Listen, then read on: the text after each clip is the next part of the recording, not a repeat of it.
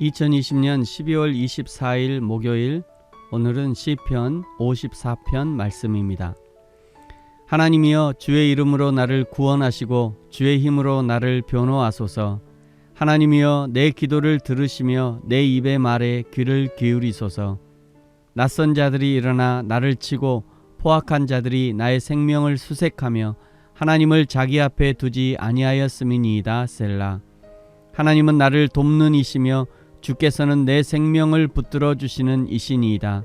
주께서는 내 원수에게 악으로 갚으시리니 주의 성실하심으로 그를 멸하소서. 내가 낙헌제로 주께 제사하리이다. 여호와여, 주의 이름에 감사하오리니 주의 이름이 선하심이니이다. 참으로 주께서는 모든 환난에서 나를 건지시고 내 원수가 보응받는 것을 내 눈이 똑똑히 보게 하셨나이다. 아멘.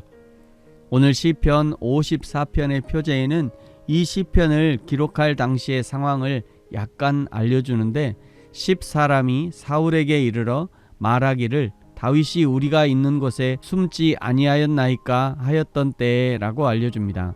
사무엘상 23장에 보면 다윗이 사울 왕을 피하여 은거 생활을 할 때 그일라에 블레셋이 쳐들어와서 추수한 것들을 다 빼앗길 위기에 처했습니다. 그때 다윗이 먼저 하나님께 묻죠. 하나님, 지금 위기에 처한 그일라를 구원해줘야 합니까? 그러자 하나님이 구원해주라고 말씀합니다. 다윗과 함께한 모든 사람들이 힘써 그일라를 구해줍니다. 그런데 이 소식이 다윗을 쫓고 있던 사울에게 알려지고 사울이 그일라에 도착했는데, 어떤 그일라 사람이 사울에게 다윗이 여기 있다고 알려줘 버립니다. 그때 다시 다윗이 하나님께 묻습니다. 하나님, 그일라 사람들이 내가 자기들을 구해줬는데 설마 나를 사울에게 넘기겠습니까? 그랬더니 하나님이 그일라 사람들이 너를 사울에게 넘겨줄 것이라고 알려주시자 급하게 다윗과 일행이 짐을 싸서 10광야로 도망갑니다. 다윗과 그의 사람들이 도망가면서 황당하기도 하고 배신의 아픔도 컸을 것입니다. 이런 상황에서 쓴 시가 오늘 시편 54편입니다. 이런 배경을 알고 시편 54편을 읽어보면 전혀 다른 시처럼 읽혀질 것입니다. 현대어 성경으로 다시 한번 읽어드리겠습니다. 1절, 오 하나님이여, 주의 이름으로 나를 구원하시고 주의 힘으로 나를 판단하소서. 오 하나님이여, 내 기도를 들으소서. 내 입으로 하는 말에 귀 기울이소서. 이상한 사람들이 내게 맞서 들고 일어나며 압제자들이 내 목숨을 노리고 있습니다. 그들은 하나님에 대해서는 안중에도 없습니다. 셀라. 한 구절 한 구절이 절박한 기도입니다. 그런데 이런 두려운 상황에서 다윗은 두려워하지 않고 오히려 담대합니다. 4절 5절, 보십시오. 하나님은 나를 돕는 분이시며 여호와는 내 영혼을 붙들어 주시는 분이십니다. 그분이 내 원수를 갚아주실 것입니다. 주의 진리로 그들을 끊어주십시오. 이런 태도를 믿음이라고 합니다. 너무나 두려운 상황인데도 하나님께서 도와주실 것을 확신하고 마음이 평안한 것입니다. 살아계신 하나님, 하나님의 구원 등에 대하여 들어서 아는 정도가 아니라 정말 믿고 평안한 것이죠. 사랑하는 성도 여러분, 저와 여러분의 신앙은 어떤 신앙입니까?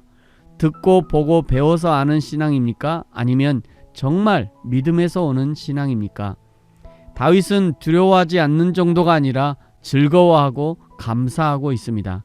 6절, 내가 기꺼이 주께 희생 제사를 드리겠습니다. 오 여호와여, 주의 이름이 선하시니 내가 주의 이름을 찬양하겠습니다.